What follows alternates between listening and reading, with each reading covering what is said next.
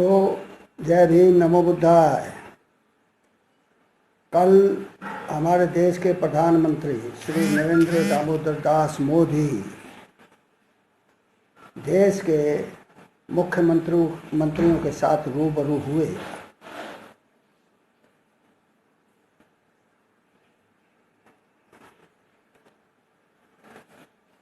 उन्होंने जो अपने भाषण में कहा, उनमें से दो बातें ध्यान देने योग्य है। एक तो उन्होंने कहा कि हम चाहते थे कि जब लॉकडाउन हो तो जो जहां है वो वहीं रहे। बहुत अच्छी बात है, क्योंकि लॉकडाउन का तो मतलब यही है कि जो जहां है वो वहीं रहे। दूसरी बात उन्होंने कही कि ये ह्यूमन टेंडेंसी है, ये मनुष्यगत स्वभाव है कि वो अपने परिवारजनों के साथ रहना चाहता है। दोनों बातें बहुत महत्वपूर्ण हैं। अब पहली बात पर आया जाए कि जो जहां है वो वहीं रहे, हम ये चाहते थे। हर समझदार आदमी इसका समर्थन करेगा। लॉकडाउन का मतलब यही है कि स्टैंडर्ड रहा जाए। स्टैंडर्ड का मतलब जो जहाँ है वहाँ। लेकिन क्या हमारे देश के प्रधानमंत्री को, जो इतने ज्ञानी ध्यानी हैं, जो इतने बुद्धिमान हैं, जो स्वयं गरीबी का दंश झेल चुके हैं, जैसा उन्होंने कहा कि मैं बचपन में चाय बेची है, तो क्या उनको ये पता नहीं जब वो कहते हैं 2014 में कि देश की 125 करोड़ जनता मेरे साथ है, उनका आशीर्वाद मुझे प्राप्त है, तो क्या वो नहीं जानते कि कितने प्रतिशत लोग लेबर क्लास के हैं, मजदूर हैं, जो दिहाड़ी वाले लोग हैं, रोज़ कुआं खोदते, रोज़ पानी पीते हैं, रोज़ मजदूरी करते हैं तो खाते हैं, और ये कितने प्रतिशत हैं? क्या उनको नहीं पता था? देश में कम से कम 80% लोग, 60% लोग ऐसे हैं जो हैंड टू माउथ हैं, लेबर क्लास हैं, मजदूर पेशा हैं। उनके लिए 2 वक्त की रोटी जुटाने का मतलब है कि उनको रोज़ काम मिले, रोज़ दिहाड़ी मिले, रोज़ मजदूरी मिले। तो जब जो जहाँ है वहीं रहेगा, इसका मतलब प्रधानमंत्री ने सारी व्यापारिक गतिविधियाँ बंद कर दी, सारे कामकाज ठप कर दिए, सारा आवागमन ठप कर दिया।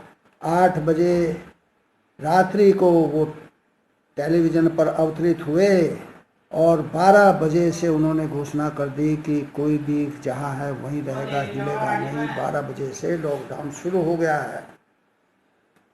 तो जब ये हमारे प्रधानमंत्री लगभग दुनिया के सभी देशों का दौरा कर चुके हैं, उनको नहीं पता है कि हांगकांग में जब लॉकडाउन हुआ तो वहाँ के प्रधानमंत्री ने लोगों को आगाह किया कि हम 1 हफ्ते बाद लॉकडाउन करने जा रहे हैं, इसलिए अगर किसी को कहीं जाना है, अपने निकट संबंधियों के पास जाना है, परिवारजनों के पास जाना है, अपने गांव जाना है या और कहीं जाना है, तो वो जा सकता है। 1 हफ्ते का समय दिया। जिस समय प्रधानमंत्री मोदी ने लॉकडाउन किया था, उस समय हमारे देश में कोरोना की शुरुआत ही हुई थी। मात्र 200-400 आदमी ही कोरोना संक्रमित थे, कोई ज़्यादा नहीं थे। भारत में भी ये जो है अवसर लोगों को दिया जा सकता था कि लोग अपने घरों पे चले जाएं, अपने संबंधियों के पास चले जाएं, अपने परिवारजनों के पास चले जाएं और फिर हम लॉकडाउन करें। लेकिन ऐसा प्रधानमंत्री ने नहीं किया। उनको पता होना चाहिए कि दक्षिणी कोरिया में लॉकडाउन हुआ ही नहीं। वहाँ उन्होंने इतने संसाधन मुहैया कराए डॉक्टरों को, अस्पतालों को, और इस तेज़ी से उन्होंने टेस्टिंग शुरू की, परीक्षण शुरू किया कि वहाँ पर कोरोना का ज़्यादा तांडव नहीं हो पाया। बहुत जल्दी ही वो नियंत्रण में आ गया। तो ये सब जानते हुए भी क्या प्रधानमंत्री को नहीं चाहिए था? वो 5 साल सारे दुनिया में घूम चुके हैं। एक चाय बेचने वाले की तो पौ 12 हो गई, प्रधानमंत्री बन गया। जिस अमेरिका ने उसके अमेरिका प्रवेश पर प्रतिबंध लगा दिया था, उसी अमेरिका ने उसके लिए पलक पावड़े बिछाए, क्योंकि वो देश का प्रधानमंत्री था। 125 करोड़ लोगों का प्रधानमंत्री था। इसलिए अब दूसरी बात ली जाए कि प्रधानमंत्री ने कहा कि हर कोई चाहता है कि वो अपने परिवारजनों के साथ रहे। तो क्या प्रधानमंत्री को नहीं पता था कि हमारे देशवासी भी ऐसा चाहते हैं? जो मोस्टली मजदूर पेशा है, 60 करोड़ जनता, अब इस समय 135 करोड़ है। 1.5 साल पहले 130 करोड़ थी। तो लगभग 80 करोड़ जनता लेबर क्लास है हमारे देश में। मात्र 4 या 5% हैं जो अरबपति हैं, खरबपति हैं। मात्र कुछ लाख की गिनती है जो लाखों में जिनकी आय है। मोस्टली मध्यम वर्ग है जिनकी आय 10,000 से 25-30 हज़ार तक या 50,000 महीने तक ही है। ये मध्यम आय वर्ग में आता है। और अधिकतर जनता, उसके बाद जो जनता बसती है वो मजदूर पेशा है। हमारे देश के कर्म योद्धा हैं, हमारे देश के कर्मवीर हैं, जिन्होंने इस देश को बुलंदियों पर पहुंचाया। इस देश को जो एक तरह से बैंकरप्ट था, जब प्रधानमंत्री जवाहरलाल नेहरू देश के पहले प्रधानमंत्री बने, उस समय देश बैंकरप्ट था, पैसे पैसे को मोहताज था, एक सुई भी नहीं बनती थी।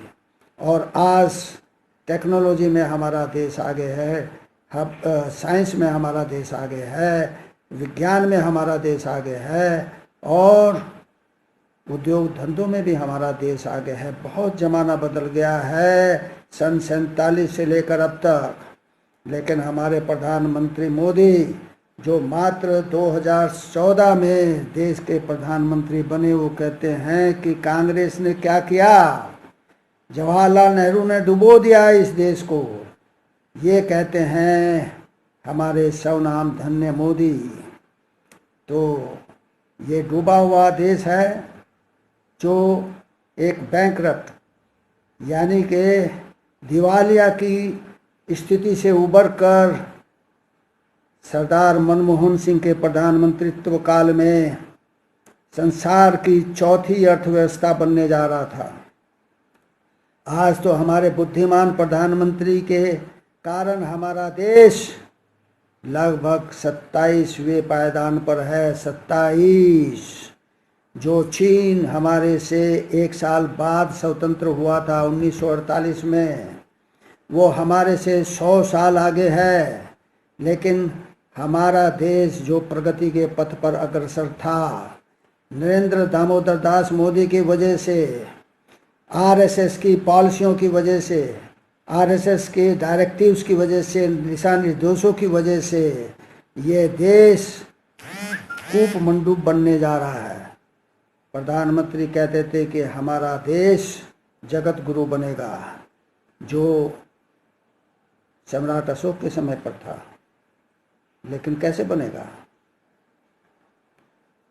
शिक्षा पर हमारी सरकार, हमारी केंद्र सरकार कटौती पर कटौती कर रही है। शिक्षा पर एक भी पैसा इन्होंने नहीं बढ़ाया, उल्टा कम कर रहे हैं। तो ऐसी दिशा में ये कैसे क्या सब ये होगा? तो ये सोचना है हमें, विचारना है हमें, और अपने देश को बचाना है हमें। जय भीम, नमो बुद्धाय। आपका मंगल हो, कल्याण हो।